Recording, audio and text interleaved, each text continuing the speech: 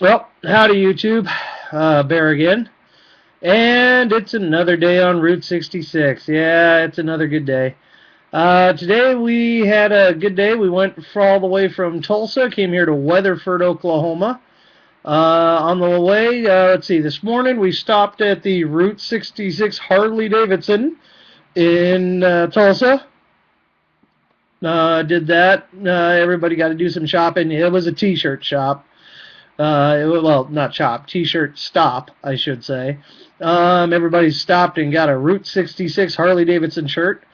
Afterwards, got on the road and went on to Chandler, Oklahoma, where we were able to get the Route 66 Interpretive Center to open up for us on a Monday. I kind of know some of the people there, and usually they can get a volunteer to come in and open up for us, which is real nice. They did that for us this time, which is really good. And while we were there, got a friend of mine, Jerry McClanahan. He's the author of the EZ66 guidebook. He's probably one of the world's leading experts on Route 66, and he was kind enough to come on down from his house nearby and meet the group and autograph all of his guidebooks that they bought, and everybody was really glad to meet him. He talked about Route 66 for a little while. So it was a good day. That was a lot of fun. Afterwards, we rode on down. We only went about, I think 8-10 miles, and went to Seba Station in Warwick, Oklahoma.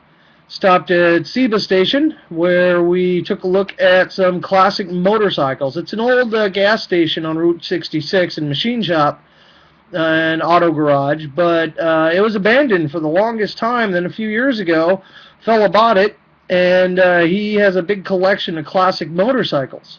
So he got he bought the place and put all his classic motorcycles in there, and it's free. He doesn't charge anything. He just makes a little bit of money on the side selling T-shirts, and does it off of donations. Really nice guy, and it's a really good place. He's got a 1976 Triumph that is never been out of the box. It's still in the crate that it was shipped over to the United States in. Really cool. But he's got things like a 1909 Triumph. He's got a Pope board track racer, which is really rare. He's got some incredibly rare motorcycles in there. You'd be amazed what's in there. And then after that, we rode on down, went to tired again. Went to Jones, Oklahoma. And we take kind of a detour off the route, because when I go on tour, I don't do fast food, and I try to avoid as many chain restaurants as possible. We always go to a little place called Roosters. Bill is there. Really nice guy, owns a place, and it's where all the locals go. And they got chicken fried steak there. It's the size of your damn head. They're huge, massive, and they're good. And everything they make there is all homemade. It's all handmade. Nothing out of a bag, nothing out of a box. It's all homemade food. It's real good food, and that's what I look for. I don't like to go to places that just thaw something out and throw it on the grill. So it's a neat place, really neat place. And Rooster's a neat fella. He's a character. He's a real good guy. So I had a nice lunch there. I was back up onto Route 66, and we stopped at the Round Barn in Arcadia. And the group was lucky enough to meet Mr. Sam. Gave Mr. Sam a phone call, and he was available. He came out and met the group, and he owns the Rock of Ages hay farm on Route 66. Really, he's 86 years old, and this man has more energy than I do. I hope I'm that healthy and that active when I get to be his age. He's just an amazing man. And he's one of these guys, he grew up on Route 66. He saw it from the beginning, well, close to the beginning. He saw it as a little kid from the very beginning, and he's watched the road come and go. And it's a pretty neat thing to meet someone like that. And he's a character. He took the ladies up in the top, or he took everybody up in the top of the Round Barn, and he got a couple of the ladies to dance with him. He always does that, and everybody loves that. That's a real treat. Then after that, we go through Oklahoma City. Oh, it's like midnight. I need to get to bed. Anyway, went to Oklahoma City. We did not go through Moore. No one in the group wanted to see that, so we just kind of bypassed the freeway section and got back on it in Bethany, right where the freeway ends and Route 66 begins again, and stayed on that through Yukon, and through Yukon and then into El Reno. Just before you get into El Reno is where another EF5 tornado hit about a week and a half ago. And there's a lot of damage out there from the tornado. There's houses and buildings all just completely torn apart.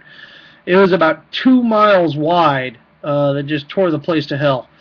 I mean, there are telephone poles, these big, huge telephone poles, just, you know, massive in size, just snapped in half like they were toothpicks. It was incredible to see the damage.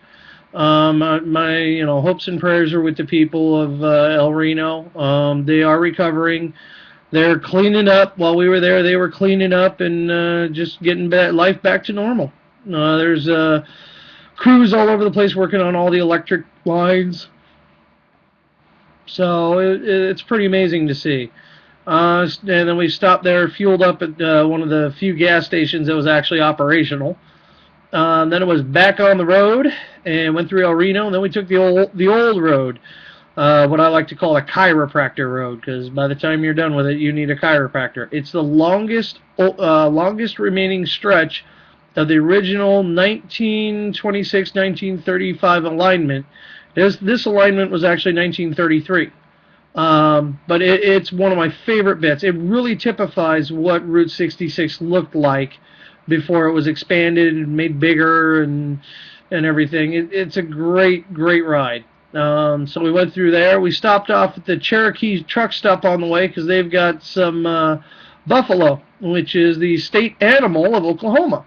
And we stopped there. They got some buffalo in a pen down below so people could get a good look at these beasts. And then from there, it was back on the old road and on into Weatherford. And got to the hotel in Weatherford, got everybody to their rooms, and then we had a pizza party out by the pool. I went and picked up pizzas for the whole group, and then we sat out by the pool and had a nice pizza and just talked and had a good time. So it was another good day on Route 66. So that's about it for now. And hopefully we're going to have a good day tomorrow. It's going to be hot. It was hot today. It was about 96 out, and these people are just getting used to it. I mean, they're just barely getting used to the hot weather we have here. To them, 80 degrees Fahrenheit is a damn hot day, and they're kind of struggling through 96. Tomorrow it's forecast to be to about 100, so we'll see how they do tomorrow. So something to consider. You know, it's hot out there. It is real hot. I mean, even for me, it's a bit hot because I live up in the mountains, and you know, a hot day for me is 80 degrees. So, but I adjust pretty quick because I've gotten used to it. I've gotten used to having to adjust. So, but they don't adjust very well, I'll tell you that. So, but we'll see how they do tomorrow. So until next time, keep the rubber on the road and the shiny side up. See you later. Bye-bye.